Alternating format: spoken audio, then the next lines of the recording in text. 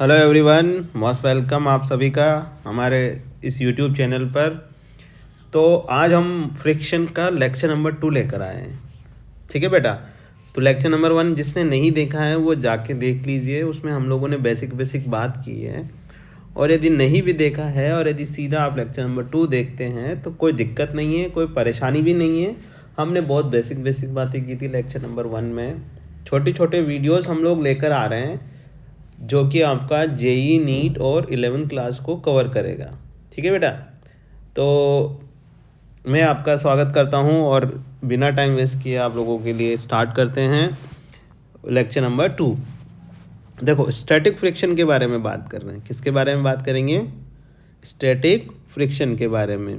तो आपको एक बात पता है कि जब तक स्टैटिक फ्रिक्शन तब तक ही आएगा जब तक बॉडी मूव नहीं करेगी। ठीक है। जैसे कि मैंने यहाँ पर डेफिनेशन लिखा है, acts when there is a tendency of relative motion between two contact force. ये तब तक ही प्रेजेंट रहता है जब तक दो बॉडीज़ का रिलेटिव मोशन जो है टेंडेंसी नहीं करता है या वो मूव होने की टेंडेंसी नहीं रखता है। ठीक है। जैसे ही वो मूव होने की टेंडेंसी रखेगा वैसे आपका फ्रिक्शन कौन सा फ्रिक्शन हो जाएगा? Kinetic friction. और ये फ्रिक्शन जो होता है स्टैटिक फ्रिक्शन जो होता है बेटा, वो कौन सा फ्रिक्शन होता है जी? कोई बताएगा मुझे? स्टैटिक फ्रिक्शन मैक्सिमम फ्रिक्शन होता है जो आपको एडजस्टेबल होगा। यानी कि मान लीजिए ये बॉडी है, ठीक है बेटा, इस बॉडी को आपने फोर्स लगाया तो बॉडी क्या करेगी? आपको फोर्स लगाएगी जब तक ये मूव नहीं करेगी। आपने मान लीजिए और बढ़ा दिया तो ये क्या करेगा? और अपोजिट में बढ़ा देगा। यानी कि इस ब्लॉक को मूव नहीं करने दे रहा है। यानी कि मूव नहीं करने दे रहा है वो ऐसा फोर्स जो कि फोर्स के साथ आपका वेरी कर रहा है, वही स्टैटिक फ्रिक्शन होता है। ठीक है बेटा। अब देखो आगे चलते हैं। जब आप समझिएगा, इसको ऐसे याद रख सकते हैं कि कोई बॉडी मूव नहीं की तब तक उस पर कौन सा फोर्स लगेगा? स्टैटिक फ्रिक्शन लगेगा। ठीक है। जैसे ही बॉडी मूव करना स्टार्ट करेगी कौन सा फ्रिक्शन आ जाएगा? Kinetic friction. ओके। अब देखो नेक्स्ट डेफिनेशन है, इट्स सेल्फ एडजस्टिंग। ये एडजस्ट होता है ना, आपने बढ़ाया बढ़ जाएगा, आपने घटाया घट जाएगा। Force acts according to requirement limiting friction. अब आप बोलेंगे कि सर मान लीजिए मैं कितना फोर्स लगाऊं कि ये बॉडी मूव नहीं करे। आपने मैक्सिमम फोर्स लगाया, वो मैक्सिमम स्टैटिक फोर्स, ठीक है बेटा, वो मैक्सिमम स्टैटिक फोर्स जो को आप क्या बोलेंगे? Limiting force. क्या बोलेंगे? Limiting force. ओके बेटा। यानी कि फोर्स लगाया बड़ा बड़ा बड़ा, जब तक वो मूव नहीं किया वो कितना मैक्सिमम फोर्स लगाएंगे स्टैटिक, तो उसको हमने एक नया नाम दे दिया, किसा? लिमिटिंग फ्रिक्शन फोर्स, जो कि maximum value of a static friction बोला गया है। ठीक है बेटा। ये मेरे ओरिजिनल नोट्स है इसलिए मैं आपको इसमें ज़्यादा नहीं करता कचरा। देखो, तो यहाँ पर हमने एक चीज़ लिखी है, यहाँ पर हमने देखो क्या लिखा है कि लिमिटिंग फोर्स जो होगा, फ्रिक्शन लिमिटिंग फोर्स, ठीक है, वो मैक्सिमम होगा। यानी कि स्टैटिक फ्रिक्शन किस किस के बीच में करेगा? एफ लिमिटिंग से छोटा या उसके बराबर हो सकता है और 0 से 0 या 0 के बराबर हो सकता है। यानी कि स्टैटिक फ्रिक्शन फोर्स की जो वैल्यू है वो क्या क्या आ सकती है? 0 से लेके एफ लिमिटिंग के बीच में ही लाई करेगी। एफ लिमिटिंग को फिर हमने एक नया फॉर्मूला दिया, एफ एल बराबर म्यू एस इंटू एन। ये फॉर्मूला होता है, ये बाय ऑब्जर्वेशन आता है, हम लोग नहीं लाते हैं इसको कहीं से भी। म्यू एस यानी कि फ्रिक्शन ऑफ कोफिशिएंट, देखो ये लिखा हुआ coefficient of static friction, mu S होगा। एन क्या होगा? एन हो गया आपका, एन क्या होता है? नॉर्मल होता है ना, जिसकी वैल्यू मैक्सिमम टाइम mg आती है, लेकिन mg हमेशा आए ऐसा भी कोई ज़रूरी नहीं होता है।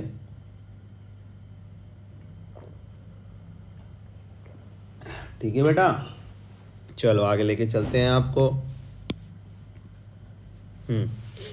अब देखना, यहाँ देखिएगा, as clear about relation as normal relation increase limiting value static friction increases. ठीक है, यानी कि आपको ये समझ में आया कि यदि नॉर्मल आपने इंक्रीज़ किया, क्या किया, नॉर्मल आपने इंक्रीज़ किया तो आपका क्या होगा, फ्रिक्शन फोर्स भी इंक्रीज हो जाएगा ना। यानी कि हम ये बोल सकते हैं, देखो इसको कैसे समझ सकते हैं, देखना, ये 2 kg का ब्लॉक है तो इसका नॉर्मल कितना होगा, 20। ठीक है, इसका नॉर्मल कितना होगा बेटा, 20। यानी कि मान लीजिए आपने 5 kg का ब्लॉक रखा तो इसका नॉर्मल कितना होगा बेटा, 50। तो फ्रिक्शन फोर्स बढ़ेगा ना, जैसे आपने वेट बढ़ाया तो आपका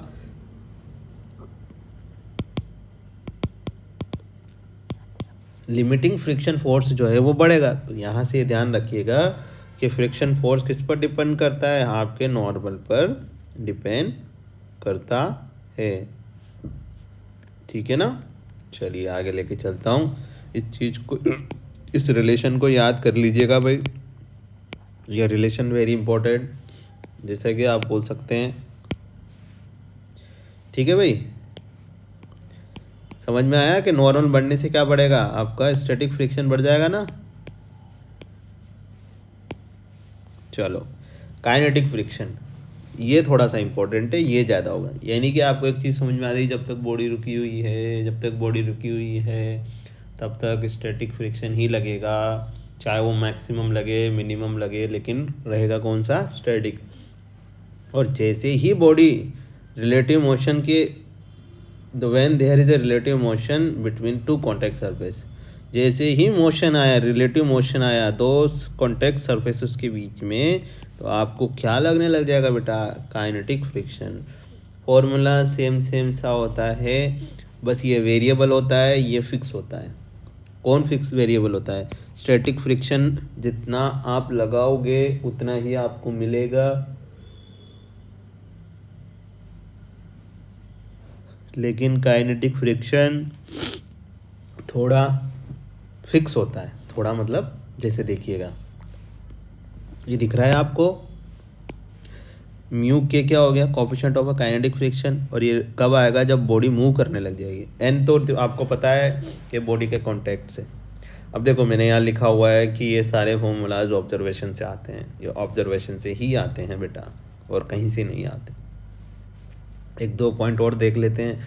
आपने बोला कि नॉर्मल बढ़ा तो आपका काइनेटिक फ्रिक्शन भी बढ़ेगा। ठीक है, in x direction opposite to relative motion, ये हमेशा अपोजिट लगेगा रिलेटिव मोशन के। अब रिलेटिव मोशन यदि आगे होना चाहेगा तो पीछे लगेगा, और पीछे होना चाहेगा तो क्या होगा बेटा, आगे लगेगा ना।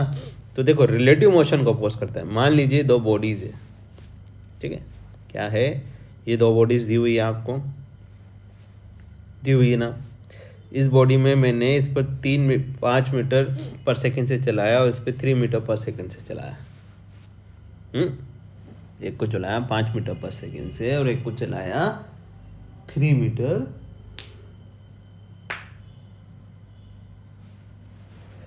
पर सेकंड से। ठीक है बेटा, तो ये देखो, ये स्पीड से चल रहा है और ये धीरे चल रहा है, ये स्पीड से चल रहा है और ये धीरे चल रहा है ना, तो रिलेटिव मोशन होने लगेगा इनके बीच में कि यार ये आगे जा रहा है और ये पीछे जा रहा है। तो ये फोर्स कैसा लगाएगा, फ्रिक्शन फोर्स, ये चाहेगा कि तू रुक, इसको रोकना चाहेगा तो इस पर तो लगेगा पीछे, ठीक है, इस पर भी लगेगा पीछे। ठीक है भाई, तो देखना बेटा, यदि मान लीजिए m1 5 मीटर पर सेकंड से चल रहा है तो क्या हो गया, देखो क्या हो गया जी,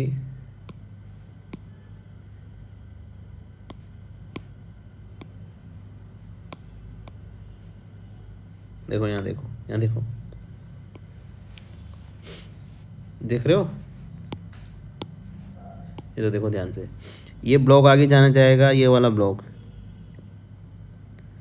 ये वाला ब्लॉक जैसे आगे जाना चाहेगा, यानी कि देखा जाए तो ये 3 से चले 5 से, तो रिलेटिव मोशन में क्या बोलेगा कि 2 मीटर पर सेकंड से आगे चलेगा, ये रुका हुआ है। ठीक है, देखो ये सरफेस स्टॉप है, अर्थ तो मूव थोड़ी ना करेगी, तो ये क्या कहेगा कि इस पे जो फ्रिक्शन फोर्स लगेगा वो रोकने वाला लगेगा। रोकने वाला मतलब पीछे, क्योंकि ये सरफेस क्या चाहेगी कि ये रुका रहे, तो इस पर लगेगा। देखो ये पीछे लगा रखा मैंने, ठीक है। और इस पर देखो ये चल रहा है आगे, तो ये क्या चाहेगा कि तू भी इसके साथ चलना, रिलेटिव मोशन का अपोज करेगा। यदि पीछे रहने लग गया ना, तो देखो इस पर लग रहा है फ्रिक्शन फोर्स किधर बेटा, आगे की तरफ लग रहा है ना, फ्रिक्शन फोर्स आगे की तरफ।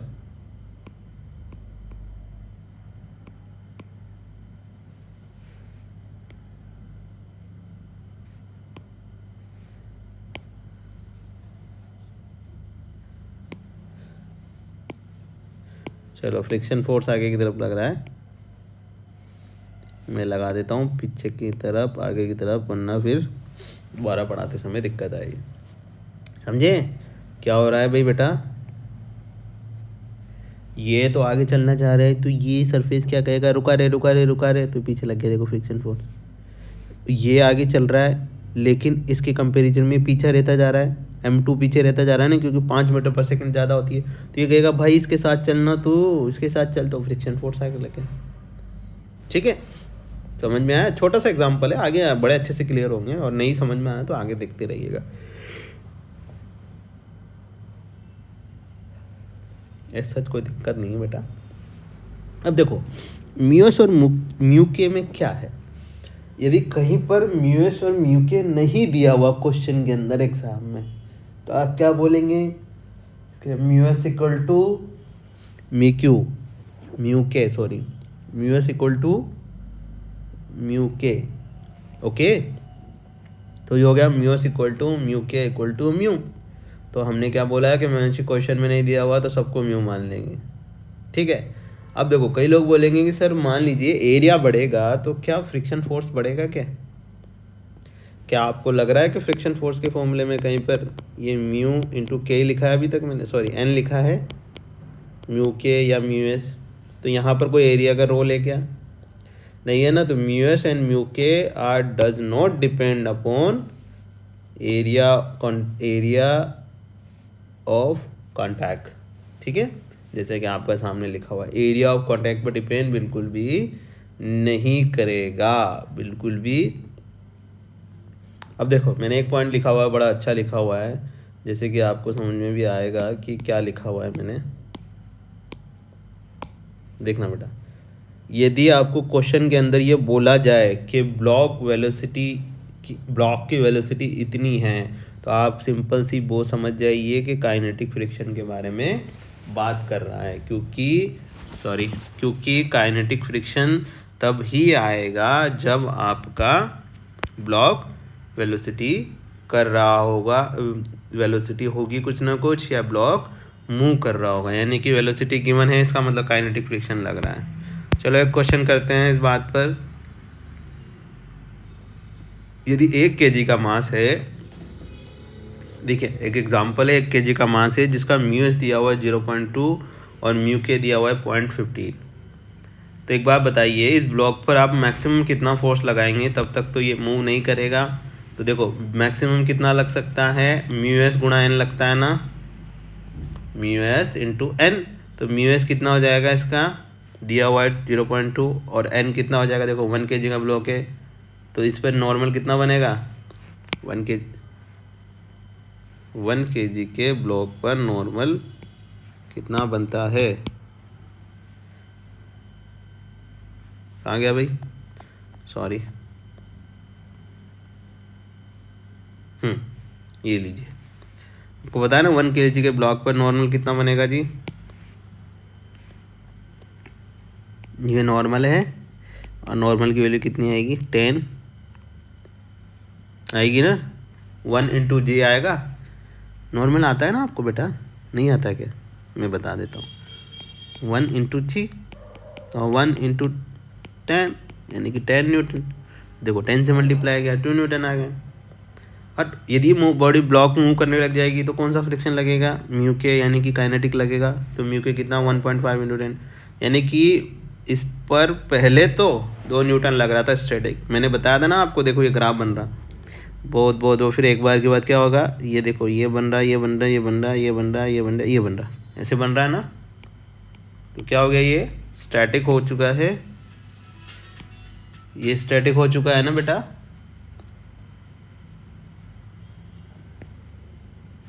ठीक है, तो ये चीज़ हो गई। तो देखो ये हो गया आपका 1.5। देखो काइनेटिक फ्रिक्शन कम आया। अब आपको एक बार बताया, कुछ पूछे आपसे कि एक्सेलरेशन बताओ, तो F बराबर m इंटू ए, आप NLM में पढ़ के आए हो ना, F बराबर m है। तो एक्सेलरेशन कैसे निकालेंगे, F बाई एम से निकालेंगे। यहाँ देखो आप पहले F बाई एम से। तो अब एक बार बताओ, इसका एक्सेलरेशन किसकी वजह से आएगा, जो फोर्स लग रहा है और जो फ्रिक्शन फोर्स लग रहा है उन दोनों का डिफरेंस में फोर्स आएगा, और मास जो है, तो देखो मैंने लिखा max force minus friction force divided by this one. ठीक है भाई, समझ में आया बेटा।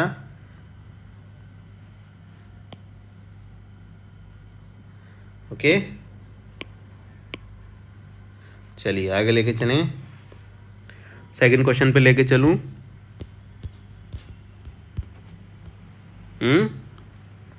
देखो दो ब्लॉक रखे हुए हैं एक के ऊपर एक, ठीक है, थोड़ा सा अच्छा क्वेश्चन है। अब इसका टॉप व्यू आपको ऐसा दिख रहा है, एक छोटा है ब्लॉक है, एक बड़ा ब्लॉक है। इसका टॉप व्यू कैसा दिख रहा है आपको, ऐसा बड़ा ब्लॉक उसके ऊपर छोटा ब्लॉक। ठीक है मेरा बच्चा पहाड़ी। तो दो ब्लॉक हैं, दो ब्लॉक के ऊपर, एक ब्लॉक के ऊपर ब्लैक टॉप व्यू दिख रहा है, मैंने यहाँ लिखा हुआ टॉप व्यू। तो एक ब्लॉक चल रहा है इस डायरेक्शन में और प्लेटफॉर्म चल रहा है इस डायरेक्शन में, ठीक है। बट आपको ऐसे नहीं बोला है, आपको क्वेश्चन में बोला है find unit vector in direction of friction force acting on block. वो डायरेक्शन बताइए जिधर फ्रिक्शन फोर्स मूव, डायरेक्शन बताइए फ्रिक्शन फोर्स की। तो ब्लॉक उधर मूव करेगा, प्लेटफॉर्म इधर मूव कर रहा है।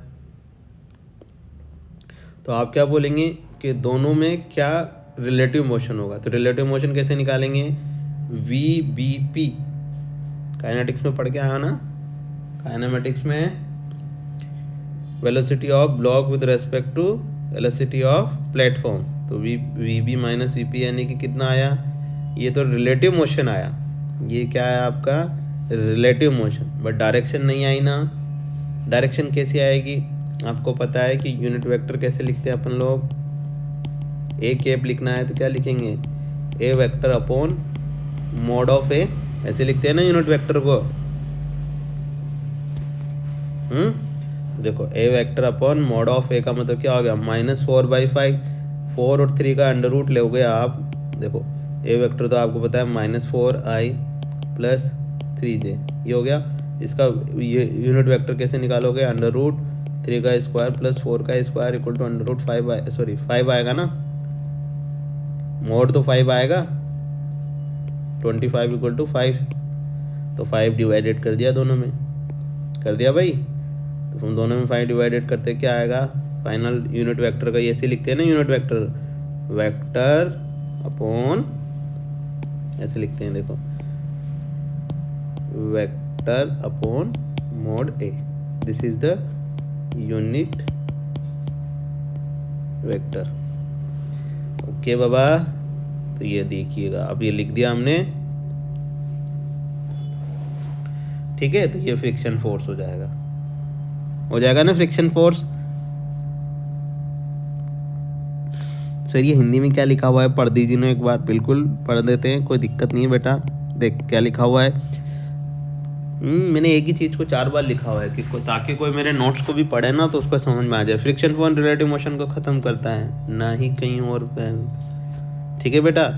फ्रिक्शन फोर्स हमेशा तब लगता है जब रिलेटिव मोशन हो, ठीक है, और मूविंग की टेंडेंसी आ गई तो फोर्स कौन सा हो जाता है, काइनेटिक हो जाता है, ठीक है।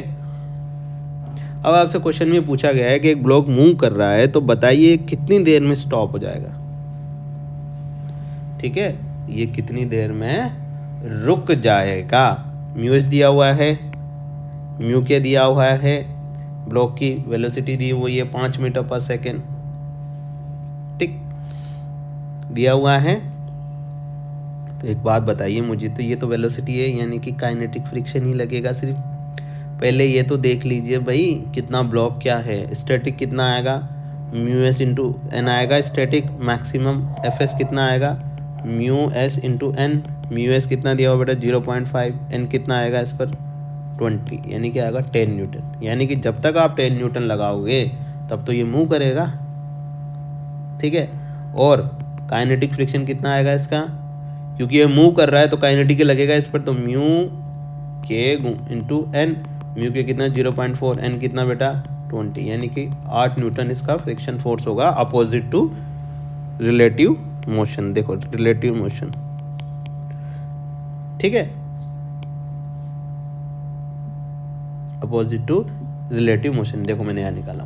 अब क्या है, हमसे तो ये पूछा कि रुकेगा कब, हमसे और कुछ नहीं पूछा सिर्फ। तो आप एक बात बताइए, ये 5 मीटर पर सेकंड से आगे चल रहा है, ठीक है, तो इसका एक्सेलरेशन पीछे कितना होगा। देखो पीछे 8 न्यूटन लग रहा है, तो 8 डिवाइडेड बाई 2, यानी कि देखो F divided by M equal to A आएगा। इसको हम बोलते हैं, आपको पता हो, रिटार्डेशन बोलते हैं ना, क्योंकि यही तो रोकेगा इसको, और कौन रोकेगा, रिटार्डेशन ही बोलते हैं इसको, रिटार्डेशन यही रोकेगा, पीछे चल रहा है तो, कि कोई और रोकेगा। फ्रिक्शन फोर्स की वजह से ब्लॉक धीरे रुकना स्टार्ट करेगा, ब्लॉक पीछे रहेगा, तो इस पीछे को उतना एक्सेलरेशन आ रहा है तो पीछे वही एक्सेलरेशन आएगा जो पीछे फोर्स लग रहा होगा, और पीछे friction force block moving condition में है तो ये नहीं लगेगा ना, ये लगेगा सिर्फ ये वाला। तो ये लगा दिया 8 न्यूटन। 8 न्यूटन के बाद हमने एक्सेलरेशन निकाला तो कितना 4I। तो अब हमने काइनेमेटिक्स पे चल गए हम लोग, और हमने बोल दिया कि भाई कहानी v बराबर u प्लस AT से सोल्व कर लीजिए ना सर, क्योंकि आपका ब्लॉक जब रुकेगा तब आपकी फाइनल वेलोसिटी 0 हो जाएगी, ना कि फाइनल डिस्प्लेसमेंट। तो हमने क्या बोला, फाइनल वेलोसिटी को 0 कर दिया, इनिशियल वेलोसिटी 5 मीटर पर सेकेंड है, टाइम पूछा है, तो v बराबर u प्लस AT लगा दूँ। v का वैल्यू 0, u का वैल्यू कितना 5 दिया हुआ है इनिशियल, a का वैल्यू कितना आ रहा है 4 मीटर पर सेकेंड इन अपोजिट डायरेक्शन, तो माइनस लगा दे क्योंकि रिटार्डेशन हो रहा है। टाइम, तो टाइम कितनी देर में रुक जाएगा ये ब्लॉक, 1.25 सेकेंड में, 1.25 सेकेंड में ब्लॉक रुक जाएगा, ठीक है भाई। ओके, सो आज के लिए ही इतना ही काफ़ी है। आज के लिए क्या होगा बेटा, इतना ही नॉलेज काफ़ी है, ठीक है। मिलते हैं नेक्स्ट वीडियो में नए क्वेश्चंस के साथ, नए टॉपिक्स के साथ। Okay, thank you so much. जिन लोगों ने लाइक नहीं किया वो लाइक करिए सेशन को, सब्सक्राइब करिए चैनल को, और बाकी फैकल्टीज़ का भी मोटिवेशन बढ़ाइए, ठीक है बेटा। Okay, thank you, bye bye, take care.